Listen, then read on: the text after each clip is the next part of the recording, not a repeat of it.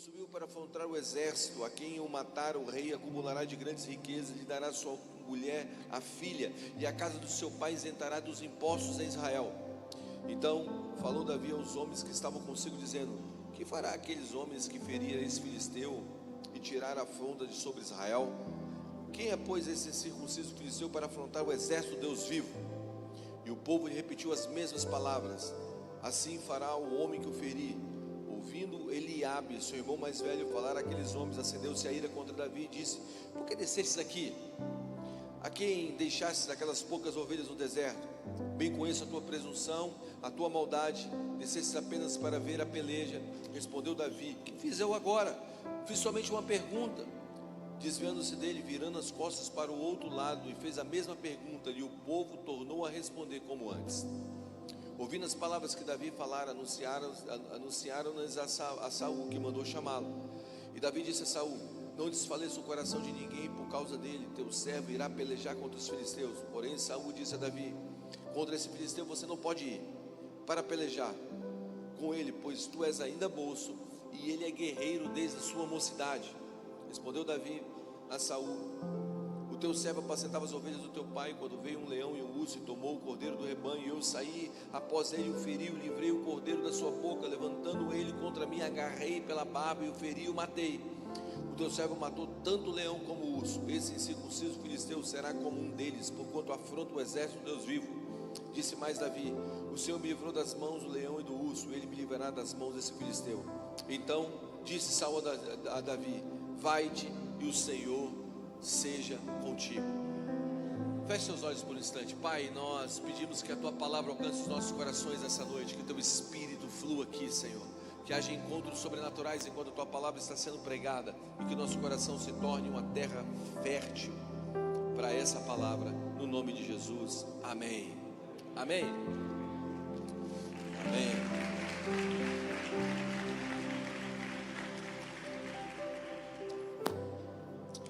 Eu não sei se você percebe, mas o que nós estamos vivendo na nação brasileira é algo realmente incrível.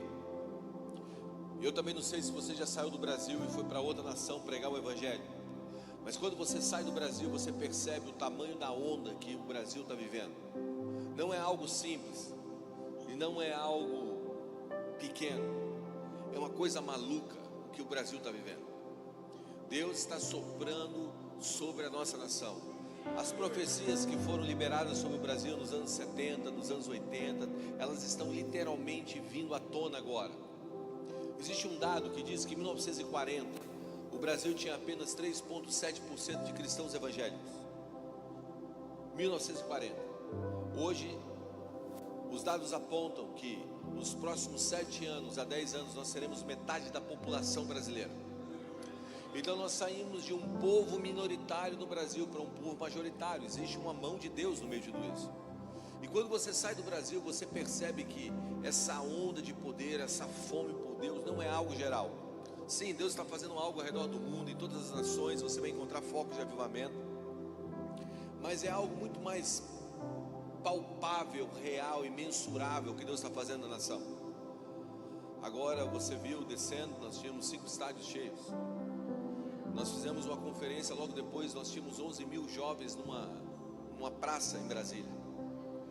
11 mil em frente ao Congresso Nacional. Então você vê uma fome crescente na nação brasileira. Deus está fazendo algo no Brasil. E isso, eu tenho trabalhado com a igreja da Espanha. Eu não sei se você sabe, mas a Espanha tem menos cristão protestante na Espanha do que no Paquistão. Apenas 2% da Espanha são cristãos protestantes. E quando você vai para lá, você percebe o tamanho das coisas que o Brasil está vivendo. E a gente não pode perder isso. Amém? Eu creio que no meio de tudo isso que Deus está soprando no Brasil, Deus está nos levando para um lugar como jovens no Brasil, como líderes no Brasil, para um ponto de virada. Deus quer nos colocar naquele lugar onde as coisas que a gente experimentou de Deus vão se tornar muito mais efetivas e reais no processo de exposição do Evangelho para a nação. Você quer ver algo? Levanta o teu indicador.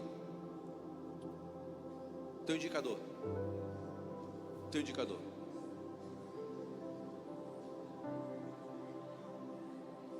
maioria levantou o polegar, sabe por quê? Porque você não faz o que você escuta, você faz o que você vê. Nós estamos vivendo uma geração que sabe pregar o evangelho, sabe cantar as músicas, mas não sabe demonstrar o reino. Deus está levantando uma geração nesse exato momento para esse ponto de virada que irá demonstrar o reino de uma maneira clara, visível, mensurável, palpável. Uma geração que vai puxar o céu para a terra. Sabe, não uma geração que vai ficar só explanando e falando coisas sobre o reino de Deus, mas vai demonstrar o reino de Deus. Seja ele na universidade, na faculdade, seja ele na escola, nas ruas, Deus te chamou para você demonstrar o reino dele. E eu chamo isso de ponto de virada. O que está acontecendo aqui em 1 Samuel capítulo 17? 1 Samuel capítulo 17 conta a história desse menino chamado Davi, que se tornaria o maior rei de Israel.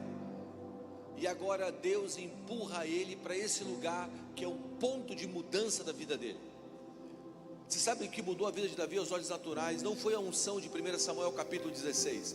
Quando você vai um capítulo para trás, você vai encontrar o profeta Samuel entrando na casa do pai dele chamado Jessé, tomando um chifre de azeite, um chifre cheio de óleo, derramando na cabeça dele. E a Bíblia diz no versículo seguinte, depois que o óleo caiu na cabeça dele, que o Espírito do Senhor se apoderou de Davi.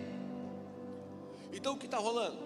O Espírito de Deus agora enche Davi. No Antigo Testamento, o Espírito Santo, ele não era derramado, ou ele não vinha sobre todo mundo.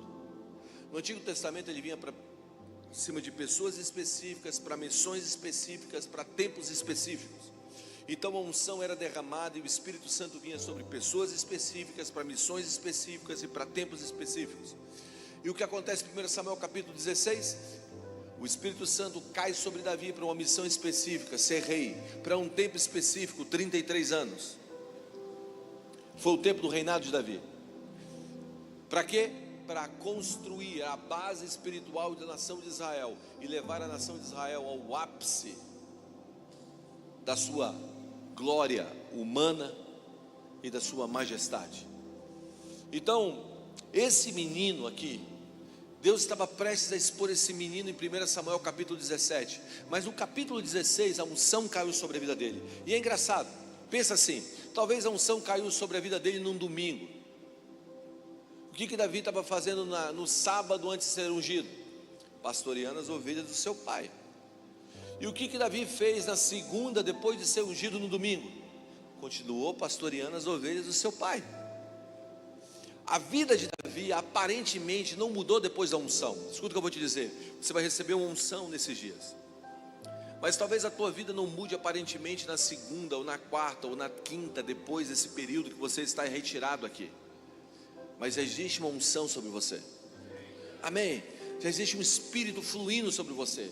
Apesar de você não perceber que as coisas mudaram, algo já aconteceu dentro de você. Porque aquilo que está acontecendo dentro de você, um dia vai se manifestar fora de você.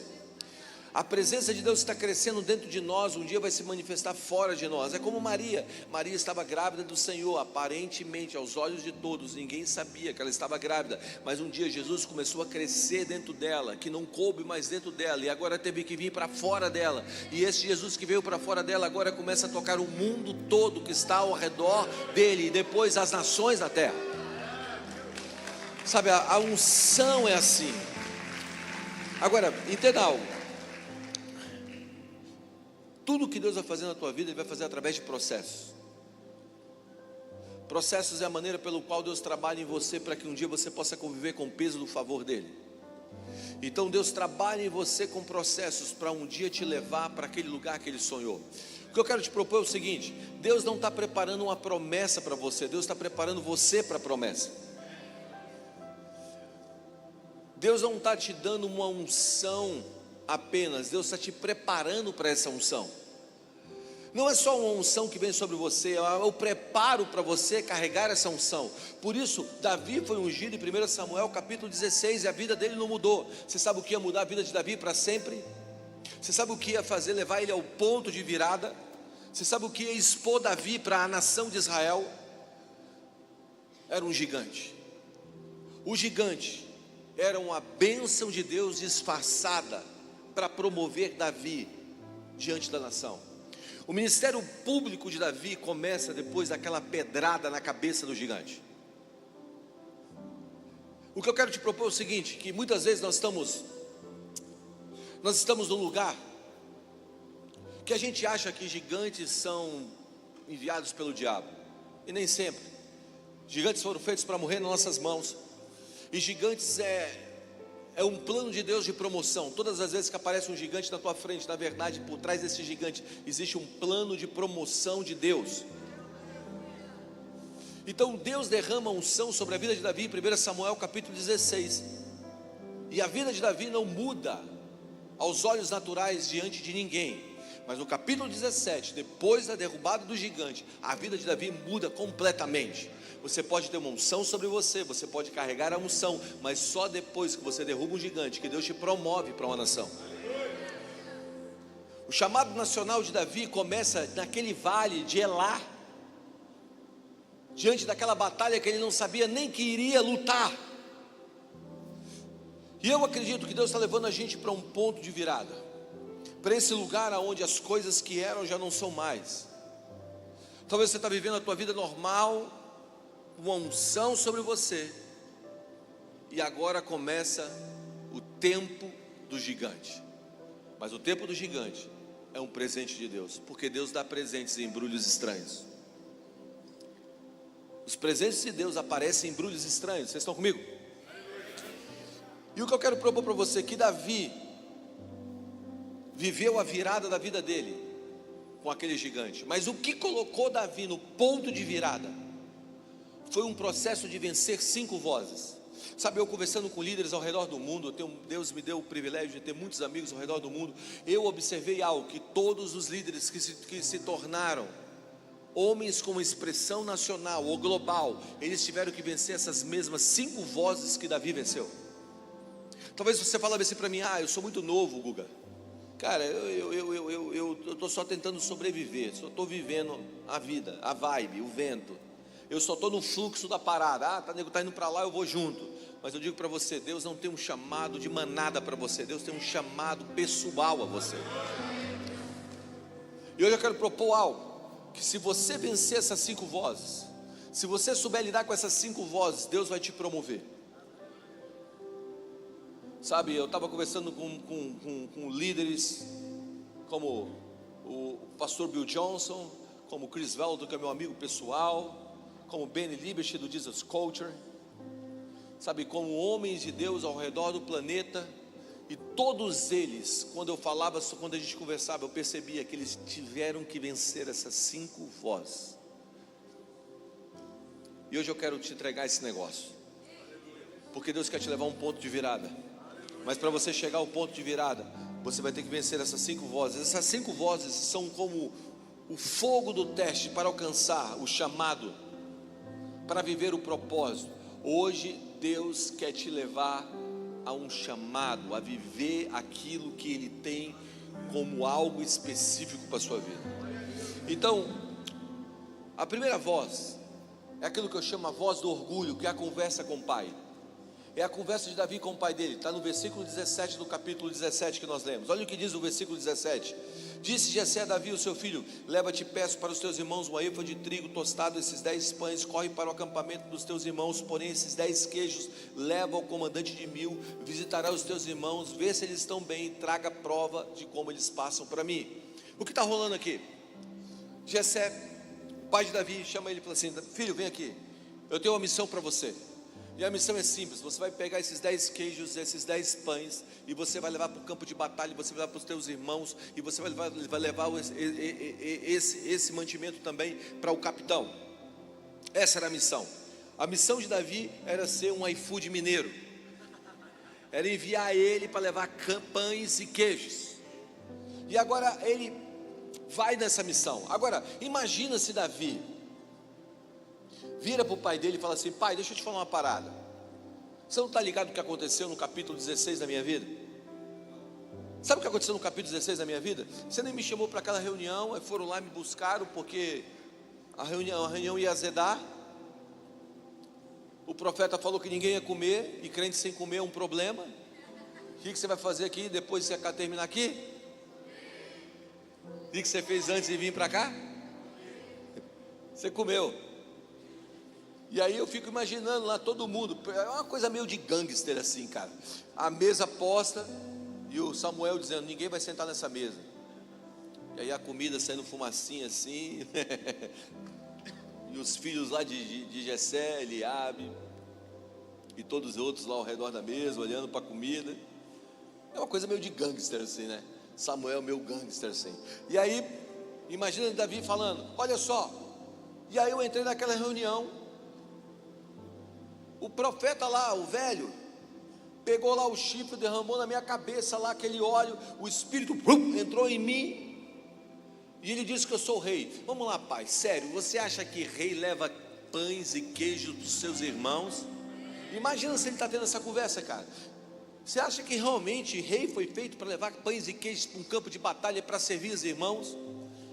Se Davi tivesse essa conversa, ele nunca estaria no ponto de virada da vida dele. Essa conversa é sobre humildade. Deixa eu te explicar um negócio. Quantos aqui querem viver um chamado de Deus de verdade? Para você viver esse chamado de Deus, você precisa perceber que Deus esconde grandes missões dentro de pequenas missões. Diga comigo: Deus esconde grandes missões dentro de pequenas missões. É a maneira como tu trata a tua esposa, cara, é a maneira como tu trata teu pai, é a maneira como tu trata teu irmão, é a maneira como você se comporta quando Deus te entrega uma pequena missão para você realizar. Aí você pode bater no peito e dizer: não, cara, você não está entendendo, pastor, vamos lá, eu fui chamado para pregar, fui chamado para ser um líder de adoração. Você está mandando ficar na porta, está mandando botar as cadeiras no lugar? Vamos lá, você não sabe quem eu sou o ungido de Deus, aleluia. Eu sou o ungido do Senhor, você não entendeu? Você acha que você não está desperdiçando a minha unção, me colocando para fazer esse subtrabalho? Presta atenção, meu irmão, você está errado, isso é só orgulho. Porque Deus está escondendo uma grande missão dentro de uma pequena missão. Não foi a funda que colocou Davi no ponto correto, não foi a pedra que colocou Davi no ponto correto. Você sabe o que foi que colocou Davi no ponto certo? Foi a bolsa do serviço.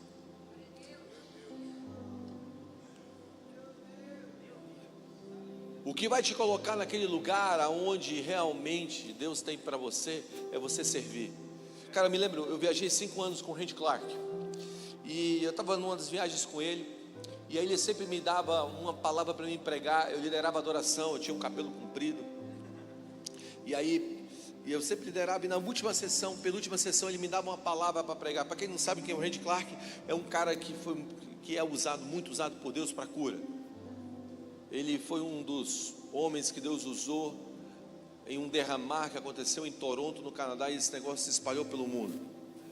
E aí eu viajei com ele 5 anos, e ele me dava essa última palavra. E um dia eu estou pregando, ninguém conhecia ninguém no Brasil ainda, cara. Aí está lá Hyde Baker, Bill Johnson, está todo mundo sentado ali, e eu estou pregando para esses caras, sentados, só que eu nem sabia quem era. Pastores de vários lugares do mundo, tinha mais ou menos uns 300 americanos, uns 1.500 brasileiros. E você sabe aquele dia glorioso? Você sabe quando você acerta no alvo? A presença de Deus veio e bum, caiu no auditório. Um culto que era para ser de 1 hora virou 4 horas. E aí eu fui embora para o hotel depois, e na hora que eu estou saindo, os pastores da Nova Zelândia, Inglaterra, Reino Unido, gente de tudo que é lugar do mundo, cara, começou a me dar cartão. Ei, eu quero que você pregue na minha igreja. Eu saí com um bolo de cartão assim, ó. E eu falei: uau, começou meu chamado global. Deus acabou de abrir as portas do mundo para mim.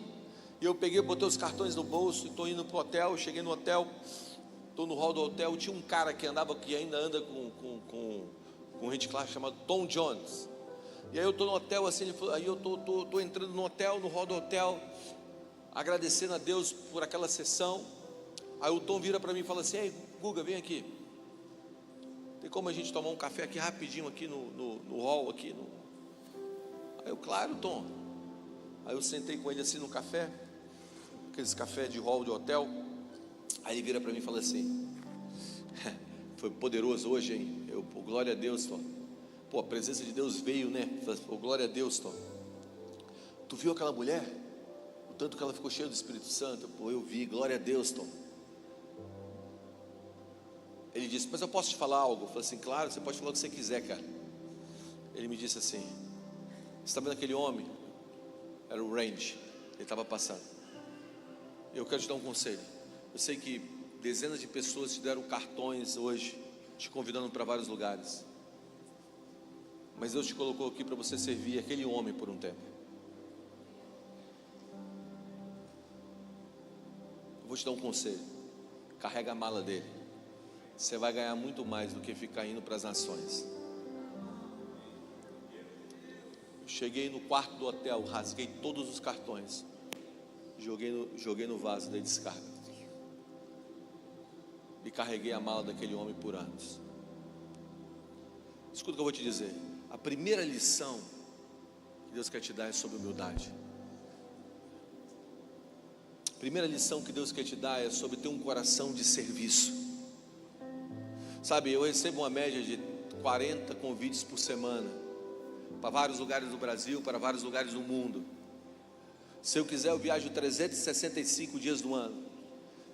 Deus tem soprado coisas tão poderosas, mas eu sempre me lembro da mala que eu carreguei, cara. E eu tenho entendido que muitas vezes o nosso orgulho tem impedido de a gente chegar no nosso ponto de virada. Sabe, Lúcifer quis subir e desceu, Jesus desceu, por isso subiu. Você precisa entender que antes de você entrar nesse lugar de holofote, Deus vai te dar um coração de servo, senão essa grandeza toda vai roubar de você aquilo que te manterá vivo. Eu me lembro, cara, em 1998. Obrigado, pastor. Obrigado, pastor. 1998, cara, eu estava num hotel lá em São Paulo capital. Estava começando o ministério. Eu estava andando de um lado para o outro dizendo, na verdade, tinha acabado de chegar uma notícia de um cara que tinha caído em pecado. Um dos maiores pastores que o Brasil já teve. O cara tinha um programa evangélico na Rede Globo. O cara pregava para milhares de pessoas. E aí e esse cara, agora chegou a notícia que esse cara caiu em pecado, que agora ele tinha adulterado. Está tudo desmoronando. E eu estava desesperado, irmão, porque eu estava dizendo bem assim para Deus: Deus, é o seguinte, se esse cara caiu em pecado, coitado de mim, cara. Estou começando agora. Olha esse homem. Senhor, não me deixa cair, não me deixa cair. Alguns já ouviram talvez eu falar sobre isso. E quando eu estava falando, Senhor, não me deixa cair, não me deixa cair, o Senhor falou comigo: Guga, ajoelha. E eu ajoelhei. E eu continuei falando: Senhor, não me deixa cair, não me deixa cair. O Senhor falou comigo: Guga, deita no chão. E eu deitei no chão. E quando eu estou deitado no chão, literalmente deitado, o Senhor falou assim para mim: pede para alguém te derrubar. E eu disse: não tem como, eu estou deitado no chão. E o Senhor me disse: ninguém derruba um homem prostrado.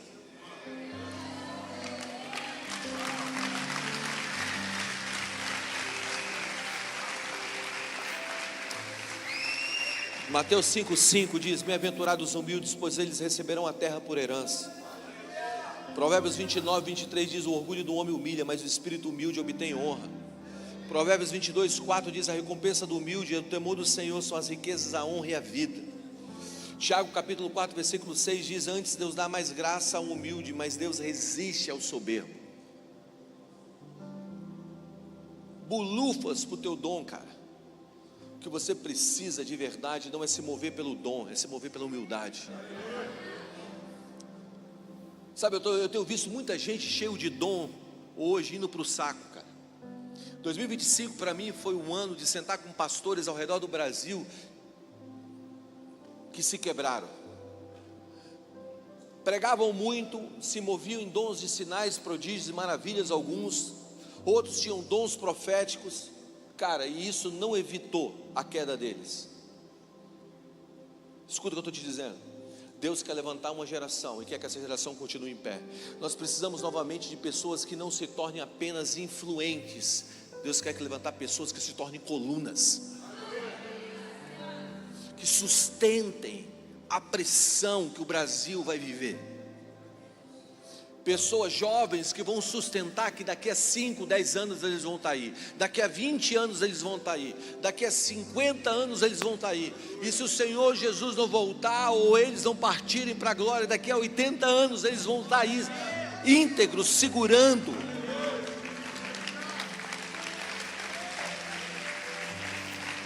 Isso é possível através de humildade, cara. Você precisa aprender e entender a conversa de Jessé com Davi. Isso tem a ver com humildade. Não construa a tua vida em cima do dom. Não construa a tua vida em cima de likes, cara. Eles são importantes. O dom é importante. Construa a sua vida em cima de um fundamento que é inabalável. E um deles é a humildade. Ninguém derruba um homem prostrado. A segunda conversa é a conversa com Eliabe, que eu chamo a voz da distração, ou a voz da ofensa. Olha o que diz o versículo 28. Ouvindo Eliabe, seu irmão mais velho, falar aquele homem, acendeu-se a ira contra Davi. Ou melhor, desculpa. A segunda voz é a voz da intimidação. Já pulei uma. Aí, desculpa aí, pessoal daqui. A voz da intimidação, que é o grito do gigante contra o exército de Israel. Olha o que diz o versículo 16. Chegava, pois, o filisteu pela manhã e à tarde apresentava-se por 40 dias. No versículo 23 a 26 diz assim: estando Davi ainda a falar com eles, eis que vinha subindo do exército filisteu o duelista, cujo nome era Golias, o filisteu de Gate, e falou as mesmas coisas que falava antes. Davi as ouviu, o gigante insultando a Israel. Olha o que está rolando aqui. O gigante aparecia 2 vezes por dia e intimidava a Israel. Escuta o que eu vou te dizer: ninguém vai chegar ao ponto de virada da sua vida sem lutar contra a intimidação. Cara, você não é bom para fazer isso. Você não é capaz, cara. Olha o teu tamanho. Olha o que eu olho. Cara, você já viu a tua família? Você sabe de onde você veio? Sabe, o diabo sempre vai tentar te intimidar. 40 dias, 2 vezes ao dia, aquele gigante falava aquilo. E quando Davi entra na sua missão de humildade, ele escuta o grito daquele gigante. Ele diz: o que está acontecendo aqui? E Davi, ele escuta o que o exército de Israel escuta, mas ele absorve de uma maneira diferente. Eram as mesmas palavras, era o mesmo ambiente para todos, mas para Davi havia algo diferente.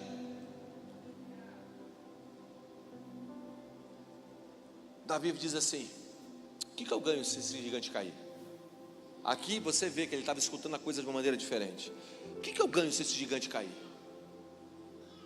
No meio da intimidação, havia alguém que estava processando aquela realidade de uma maneira diferente. Eu chamo isso de frequência da fé. No meio de toda a intimidação, nós precisamos sincronizar ou sintonizar na frequência da fé. Se tu botar um rádio aqui, se tu botar uma televisão aqui, e você ligar ela e colocar para sintonizar, você vai captar algo, porque aqui está cheio de ondas passando, ondas sonoras. Está aqui, você não consegue perceber, mas está aqui. Mas se você tiver o aparelho certo, você consegue captar da maneira correta essas ondas. Qual é a onda que o Senhor quer que você venha captar? Não é da intimidação. Qual é o aparelho que capta a maneira certa de ouvir as ondas do Senhor? Diga: a fé. A frequência da fé. Sabe, tem uma história que diz o seguinte, é uma história fictícia, que houve uma entrevista de emprego e iam pagar mais ou menos $50 mil, $100 mil por mês, uma coisa absurda, para quem conseguisse aquele emprego. E aí essa empresa jogou o convite para emprego, marcou a hora, e uma multidão se juntou naquele lugar, naquela hora. E naquele lugar havia 2 portas, uma porta da esquerda, uma porta da direita, um alto-falante em cima. E uma multidão se juntou ali e fez uma fila entre essas 2 portas. 15 minutos do horário combinado e nada de ninguém falar nada. 20 minutos, ninguém falava nada. 30 minutos, um homem que estava na fila, ele sai, vai para a porta da direita, bate 3 vezes, a porta abre, ele entra. 15 minutos depois ele sai com um papel na mão dizendo: fui contratado. A multidão fica enfurecida dizendo: cara, como é que... Esse cara foi contratado, eu não tive nem minha oportunidade de fazer uma entrevista. E aí o alto-falante, sai uma voz do alto-falante dizendo: olha, o negócio é o seguinte, vocês estão nessa fila e nós emitimos um código chamado código Morse. Pi, pi, pi, pi, pi, pi, pi. E o código dizia: se você entende esse código, saia da fila, vá para a porta da direita, bata 3 vezes, você está contratado. Um homem conseguiu captar a frequência que o promoveu.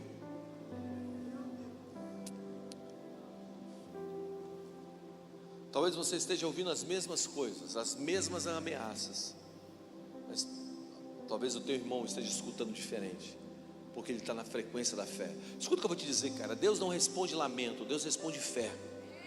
A única moeda no reino se chama fé.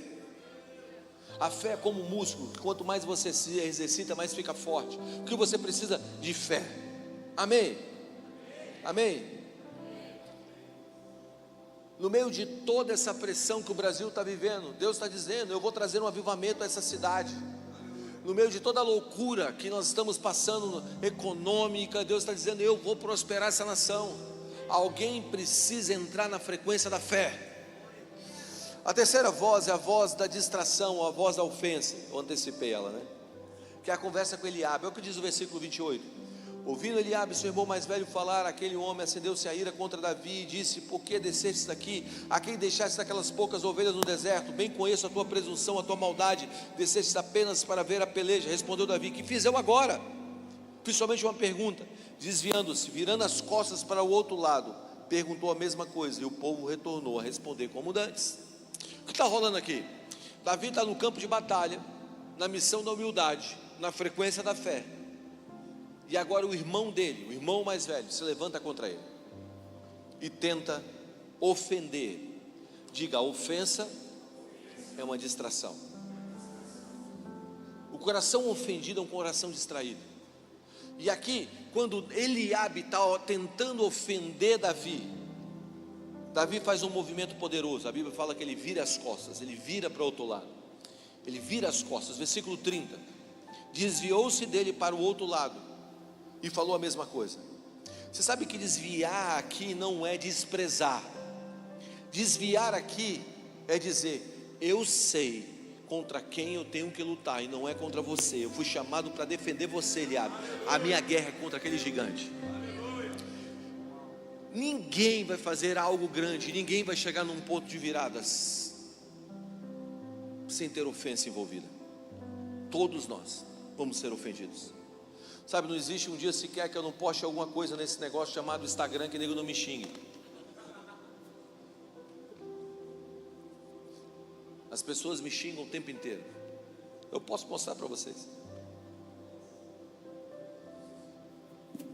Existe um espírito de ofensa sobre a nossa nação, sobre os céus do mundo. Virar as costas é dizer: Eliabe, eu sei que é o meu verdadeiro inimigo, eu sei o que eu tenho que fazer, e eu não vou lutar contra você. Eu estava de férias na Disney, na Flórida, e eu fui para aqueles parques, né? Aquele negócio maluco, você paga para andar, comer mal, andar muito, comer mal, e 3 brinquedos. Esse cara é um gênio. E aí eu estava, e minha filha, como eu disse, está morando na Califórnia, e ela veio da Califórnia para passar só 4 dias com a gente por causa das aulas dela. E aí ela veio da Califórnia e eu comprei 2 parques, 2 dias. Então ela é 2 dias num parque, 2 dias no outro, aquela correria. E aí nas férias eu não consigo tirar férias sozinho. Quando eu vou, vem uma galera junto comigo. E aí tinha 30 pessoas nas nossas férias. Amigos, pessoas que eu vou chegando na cidade: ei, tá aqui Guga, tá aqui pastor, tá aqui, vamos, vem. Aí já vira culto, tudo vira culto. A gente vai sair, tudo vira comida, vira festa, é desse jeito, aquela coisa maluca. E aí tinham 30 pessoas com a gente. A gente foi no primeiro dia, 2 parques, no segundo dia a gente foi para um parque, a gente está transicionando para outro parque. E aí eu estou lá atrás, a galera foi na frente, entrou no parque, eu estou com a Bela lá atrás, eu estou conversando com ela, falei assim: e aí filha, como é que está a escola? Está tudo bem, pai? Você está indo para onde? Eu estou indo agora para uma missão na África do Sul, depois eu vou para o Nepal. Aí eu falando para ela: você sabe que o Nepal, lá o bicho pega, né? É um país perseguido. E ela, não, tá tudo bem e tal. Inclusive eu estava tendo uma reunião com ela ontem, que ela estava tendo uma reunião de segurança dessa viagem no Nepal, que se ela for presa, tem um número para ela ligar. É esse tipo de coisa. E eu estou falando, pô, glória a Deus, filha, que você está com o coração assim e tal. Você não tem medo, pai? Eu falei assim, filha, essa é a minha mensagem da minha vida. Como é que eu prego isso para outros? Não vou pregar dentro da minha casa. Estou feliz que você está indo para o Nepal. E aí eu estou ali andando com ela, conversando. A gente chegou na porta do parque para entrar. Eu passei meu bilhete, entrei. Na hora que ela foi passar o dela, o dela não passou. Ela, tem como você passar novamente? O cara, olha assim, olha só, eu já passei, seu bilhete não funciona, deixa o pessoal da fila entrar. Não tem como você tentar passar. Eu já te disse que você não tem bilhete para entrar. E começou literalmente, cara, aí contra o protocolo que eles ensinam. O cara estava sendo grosso com ela. E eu sou um sanguíneo colérico, então eu estava ficando nervoso, cara. O cara estava me ofendendo. E na hora que eu estava ficando nervoso, eu vendo ele falar com ela de uma maneira rude, ela olhou para mim, ela viu que eu estava ficando nervoso. Ela disse assim para mim, pai, não responde ele dessa maneira, senão você vai alimentar o espírito que está nele. Literalmente, gente, na hora que ela falou isso, o mundo espiritual se abriu para mim. E eu subi. E eu comecei a falar em línguas. Eu comecei a falar em línguas na frente dele. Eu estou no mundo espiritual e eu estou vendo os céus do Brasil de ofensa por causa de ideologia, por causa de tanta coisa. Eu estou vendo aquele céu, não só do Brasil, mas de outros lugares. A ofensa que tomou o coração de uma geração.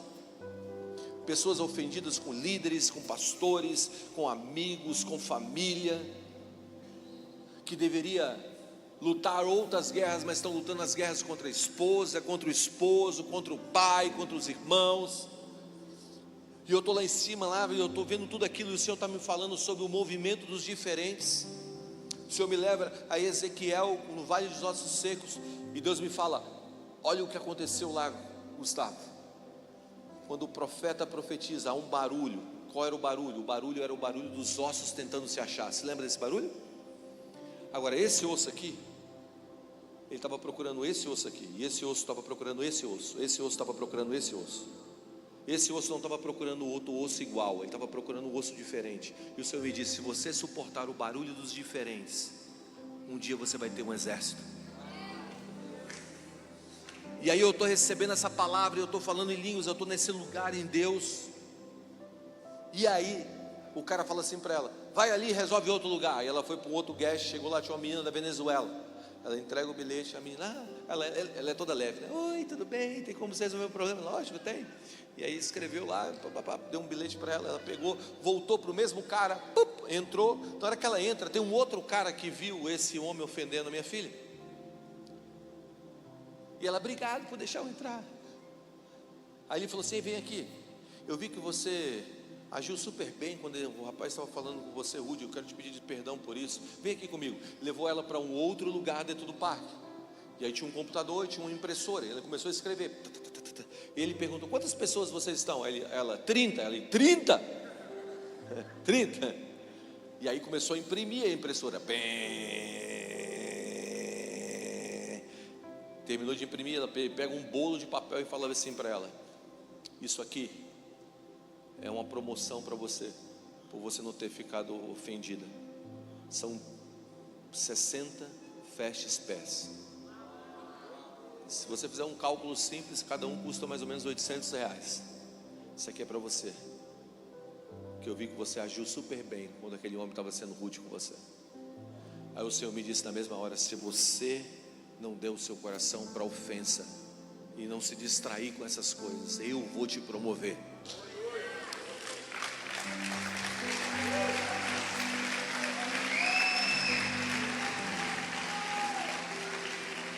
Escuta só, geração, não gasta, não desperdiça a sua energia lutando guerras contra quem você foi chamado para defender. Sabe, não desperdiça a sua energia lutando batalhas contra teu esposo, tua esposa, teu amigo, teu colega, teu irmão, outra igreja. Cara, deixa os caras falarem. Você não foi chamado para lutar contra irmãos. Você foi chamado, segundo a Bíblia, lá em Efésios capítulo 6, versículo 12, diz que a nossa luta não é contra a carne, nem contra sangue, mas contra poderes e principados nas regiões celestiais, no mundo das trevas, contra as forças espirituais da maldade das regiões celestiais. 2 Coríntios capítulo 10, versículo 3 diz: porque embora andamos na carne, não militamos segundo a carne, porque as armas da nossa milícia não são carnais, mas poderosas em Deus para destruir fortalezas e anular os sofismas. Ninguém vai chegar no ponto de virada com o coração ofendido, cara. O teu ponto de virada está depois da ponte do perdão. Perdoa, cara. A Joyce Meyer diz o seguinte: que a falta de perdão é como você tomar veneno esperando que o teu irmão morra. Isso é falta de perdão. Quantas vezes nós estamos esperando o mal de uma pessoa por causa da angústia do nosso coração, e pode ter sido genuíno, cara, o teu machucado. Presta atenção, cair é inevitável, permanecer caído é uma escolha.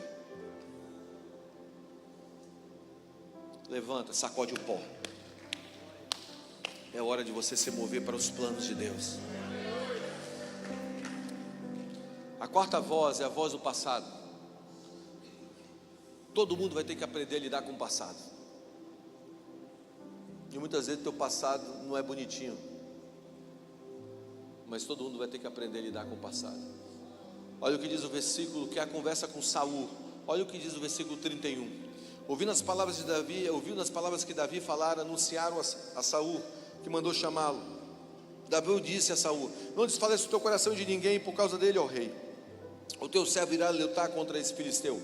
Porém Saul disse a Davi: contra esse filisteu você não pode ir para a peleja contra ele, pois tu és ainda moço e ele é guerreiro desde a mocidade. Respondeu Davi: teu servo apacentava as ovelhas do seu pai, quando veio um leão e um urso e tomou o cordeiro do rebanho, e eu saí após ele e o feri, e livrei o cordeiro da sua boca. Levantando-se ele contra mim, agarrei pela barba e o feri, o matei. O teu servo matou tanto o leão quanto o urso, e esse incircunciso filisteu será como um deles, porquanto afronta o exército de Deus vivo. O que está rolando aqui? Saul, o homem número 1 na nação, chama Davi no escritório dele, no office dele, e diz assim: ó, chega aqui, Davi, deixa eu te contar um negócio, cara. Eu entendi aí que tu está querendo levantar e lutar contra esse cara aí, mas deixa eu te contar a história desse gigante, o passado desse gigante. Deixa eu te lembrar quem você é um menino. Esse gigante, cara, ele é guerreiro desde pequeno. Esse cara ganhou 3 cinturões no UFC, 3 categorias, cara.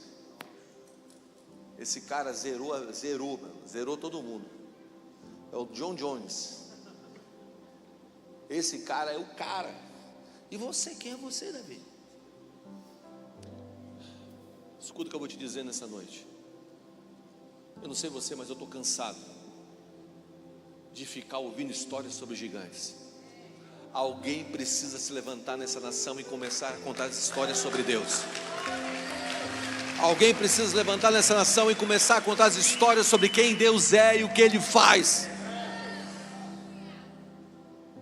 Porque a política da nação. Alguém precisa contar as histórias de William Wilberforce. Alguém precisa se levantar e começar a contar as histórias de milagres novamente. Alguém precisa contar as histórias de Deus para o mundo. Porque olha como está a cidade, olha como está a economia, olha como está a nação, olha como é que está a minha escola, olha como é que está a universidade. Chega de história de gigantes. Alguém precisa matar a bola no peito e dizer: Deus quer fazer algo nessa nação. Conte as histórias de Deus. Fale das histórias de Deus. Como Deus pode ensinar uma nação inteira em 3 meses, igual aconteceu com Gales, com Evan Roberts. Alguém precisa contar as histórias de Deus para essa geração. Você não entende? Eu sou muito novo. Pois é, quando o avivamento estoura em Gales, Evan Roberts tinha 28 anos, trabalhava com uma menina de 16 e outra de 13. Os discípulos de Jesus dizem que o mais novo, que era João, tinha por volta de 13, 14 anos. Vamos lá, gente. E o mais velho tinha 25, por causa do imposto. Jesus tinha 30. Tem a ver com idade, cara. Deus pode fazer uma nação nascer em um só dia. Deus pode mudar a história da vida de sua família inteira.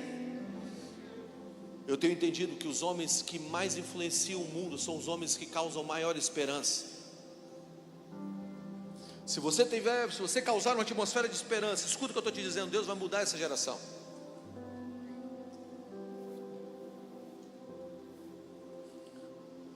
Ei, conte as histórias de Deus. Conte as histórias de Deus da sua casa. Ah, meu pai está quebrado. Conte as histórias de Deus, o Deus que pega as coisas que não são e levanta elas. Ah, minha mãe está doente. Conte as histórias de Deus. Está aqui o André. Eu estou contando essa história por onde eu passo nesse carnaval. Está aqui o André, trabalha comigo. Ele veio para a igreja, começou a trabalhar comigo. Já tem quantos anos, André, que você está lá com a gente? 13 anos. 10 anos? 10 anos. A gente está junto há 10 anos. E ele orou todo esse tempo pela mãe dele. O irmão dele começou a entrar nas drogas, e ele começou a orar pelo irmão dele. O irmão dele foi para um retiro nosso. Nesse retiro ele teve um encontro com Deus profundo. Chamou a mãe dele para vir na igreja. A mãe dele era um alcoólatra, uma pessoa com deficiência visual. Alcoólatra, todos os dias bebendo. Ela chega na porta da nossa igreja em Brasília. Quando ela chega na porta, a mão dela começa a tremer.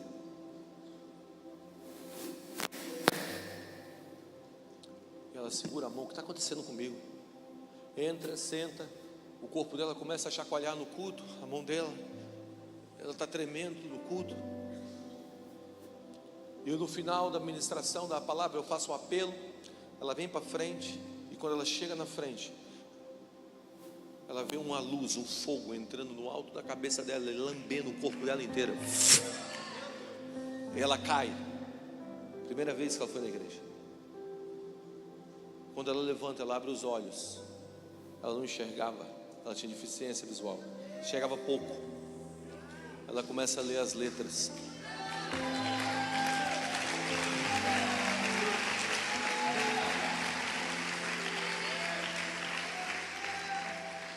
Nunca mais bebeu.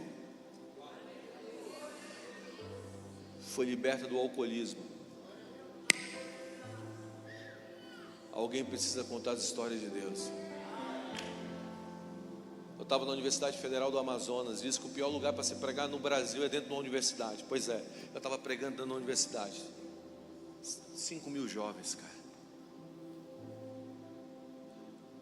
Nada acontecendo. Não é uma igreja. Eu falei, abra as mãos. Espírito Santo, vem aqui, pelo poder do nome de Jesus, que a tua presença venha aqui. E aí tinha um menino lá que tinha se envolvido numa briga de tráfico. Primeira vez que ele tinha ido num culto cristão, ouvido uma palavra na vida. E nessa briga de tráfico, a gangue adversária deu um tiro no rosto dele. A bala entrou debaixo da narina esquerda, quebrou os dentes da frente, atravessou o céu da boca e se instalou aqui na cervical. O médico diz, olha, talvez essa bala o organismo possa tentar expelir, você vai ficar com sequelas. E ele está lá com a bala aqui, com a costura ainda na boca. Ele começa a sentir uma dor na cabeça, no meio da oração. Uma dor na cabeça, uma dor na cabeça, uma dor na cabeça. Sente um gosto de metal na boca e puf, cospe a bala. Ele pega a bala e vem para frente com a bala. E eu estou pregando no lugar mais difícil para se pregar no Brasil. Alguém precisava contar as histórias de Deus lá. Ele chega com a bala e ele fala bem assim, a bala, a bala. Aí eu falei para ele, ei, estou pregando, cara, já está difícil, está pedindo bala para mim, não tenho balinha não. E ele me conta essa história, eu trago ele para frente, ele sobe assustado, sem saber o que está acontecendo. Eu disse, eu quero te contar as histórias de Deus nessa noite, Universidade Federal do Amazonas. Conta o que Deus fez com você. Pum, explosão de cura, de milagres. Alguém precisa contar as histórias de Deus e não o passado. E por último, a voz da ofensa, a voz do desprezo, que é a conversa com Golias. Olha o que diz o versículo 42. Olhando o filisteu e vendo Davi, o desprezou, porquanto era moço, ruivo, de boa aparência, disse o filisteu a Davi, sou eu algum cão para vires contra mim com paus? E pelos seus deuses amaldiçoou o filisteu a Davi. Presta atenção, ninguém vai chegar no ponto de virada sem ser ofendido e desprezado. o teu tamanho, cara. Conhece teu pai. Teu pai era um ladrão. Você foi feito em prostituição. Você nunca conheceu teu pai. Eu conheço a sua história. Eu sei quem você é. Você é aquela que ficava naquele lugar. Você abortou. Você é tão insignificante. Todos nós vamos ser desprezados. Você acha realmente que tem justiça nessa nação? A gente nunca vai ver justiça nessa nação. Os poderosos batem o martelo para os amigos da corte. O Brasil, essa fantasia, nação, pior do Brasil, os brasileiros, sempre dando um jeitinho. Desprezo, desprezo, desprezo, desprezo. Você sabe como a gente vence isso? Sabe como Davi venceu isso, esses ataques? Está no versículo 45. Davi, porém, disse ao filisteu: tu vens contra mim com espadas, com lanças, com escudo, com influência, com glória, com dinheiro, com recursos, com o passado, com likes. Porém eu vou contra ti no nome do Senhor dos exércitos, o Deus do exército de Israel, a quem você afronta. Você sabe como nós vamos ver? Você sabe como nós vamos construir ministério? É no nome de Jesus. Você sabe como nós vamos ver essa nação transformada? No poder do nome de Jesus. Sabe, nós não estamos construindo ministério na nossa força, no nosso intelecto, na nossa capacidade, na nossa influência, no poder do nome de Jesus Cristo. Nós estamos nos levantando no poder do nome de Jesus Cristo. Nós veremos a nossa família rendida aos pés do Senhor pelo poder do nome de Jesus Cristo. Nós veremos essa cidade sendo tocada por Deus por causa do poder do nome de Jesus Cristo. Nós veremos o Brasil rendido aos pés do Senhor pelo poder do nome de Jesus Cristo. Nós veremos as universidades, as escolas avivadas pelo poder do nome de Jesus Cristo. É na força do nome de Jesus que nós nos levantamos, e é na força dele que nós nos movemos. Não tem a ver com a nossa força.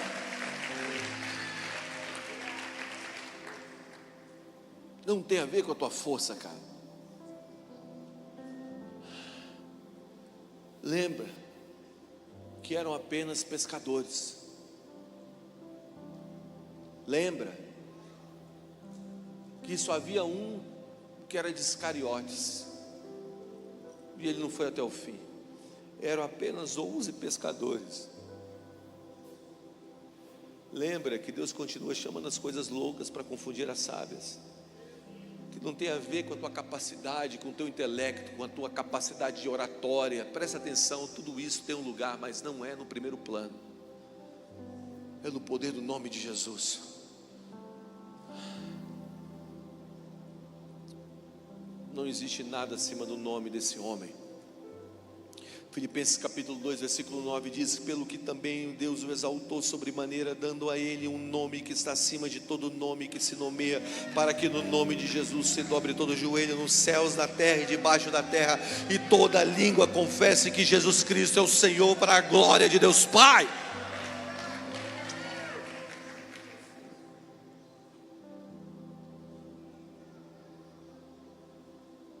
É no nome de Jesus. Uma vez se juntaram para fazer um feitiço contra a minha vida. Embaixo eu ganhei um cara que era um dos pilares de um movimento de feitiçaria na minha cidade. Ele era meu vizinho de baixo.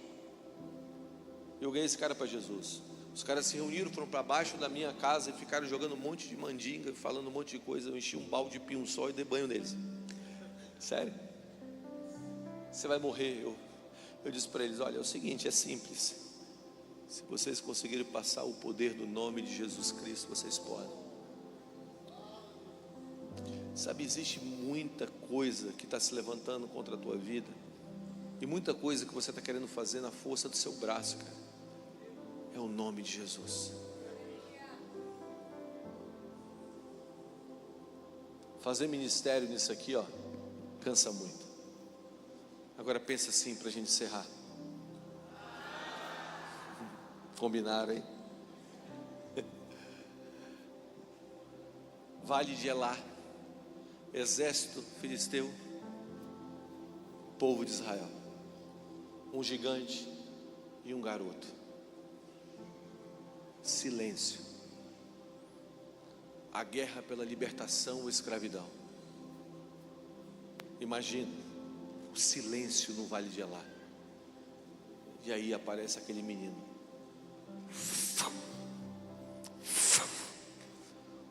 rodando aquela funda. A única coisa que se ouvia era o barulho. Mas aquela funda, ela estava falando: você vem contra mim com espadas, com lanças, mas eu vou contra você no poder do nome do Deus de Israel, no poder do nome de Jesus, porque Yeshua e nenhum outro nome é a salvação, porque debaixo do céu nenhum outro nome é dado entre os homens pelo qual importa que sejamos salvos. E o seu nome permanecerá eternamente, e o seu nome passará de pais a filhos enquanto o sol durar, e os homens serão abençoados nele. É o nome de Jesus.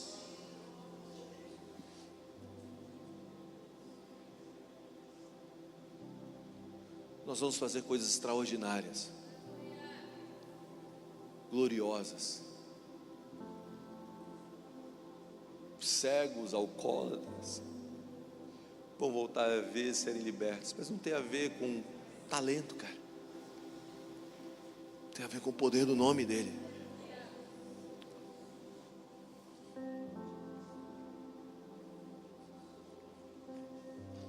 Deus me deu a graça de pastorear pessoas, não é milionárias, bilionárias.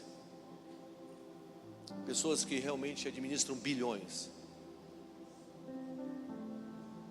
E eu falo para elas, cara, de verdade, tudo isso que você tem não é nada se não tiver Jesus aqui.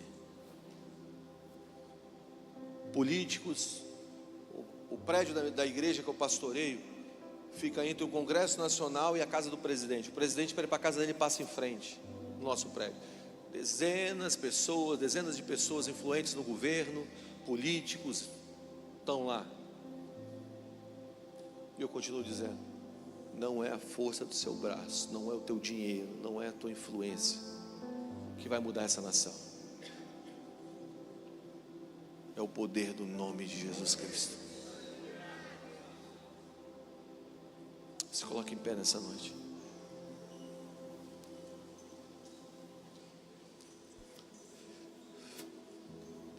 É simples. É só você abrir suas mãos e falar assim: Espírito Santo, vem sobre mim. Se Ele é real, Ele vai vir.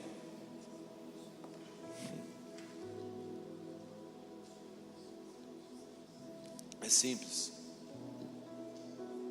É só você dizer: pelo poder do Teu nome eu vou me mover.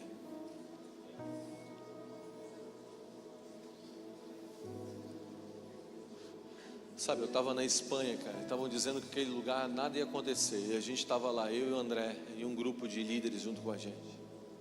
Fizemos talvez a maior conferência daquela região em anos, 1.500 jovens, 1.300 jovens.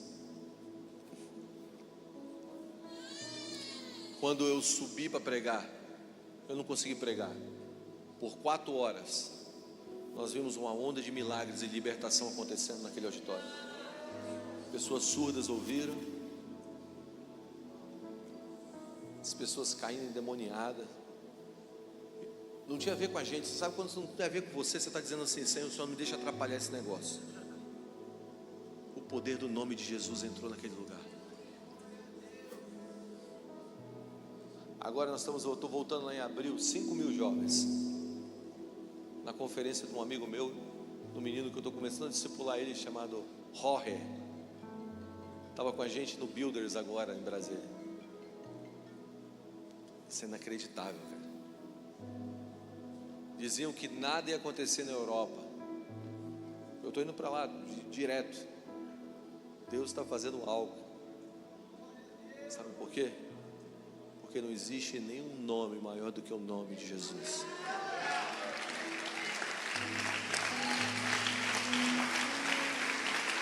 A A primeira vez que eu fui lá, eu estava andando na rua e eu preguei de Jesus para um cara, um árabe. Ele falou: se você vai falar de Jesus para mim, vai embora. Eu sou Islã. Estava eu e um discípulo meu chamado João Paulo. Aí eu disse: não, está tudo bem. Eu não sei se o seu Deus pode fazer isso. Tinha um cara do lado, caído no chão. Quem era esse cara? Esse cara trabalhava para uma empresa, estava em cima do andaime, o andaime cedeu, ele caiu e machucou as pernas, e ele não levantava, não andava. Eu falei assim: ei, vem aqui. Coloquei a mão sobre o homem, eu e João Paulo, e um discípulo nosso chamado Rubem, um espanhol. A gente começou a orar pelo cara, e pela primeira vez, depois de anos, aquele cara ficou em pé.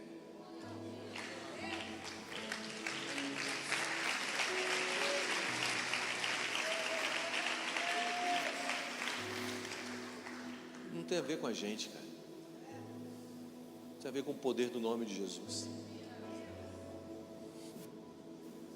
Feche seus olhos, abre suas mãos.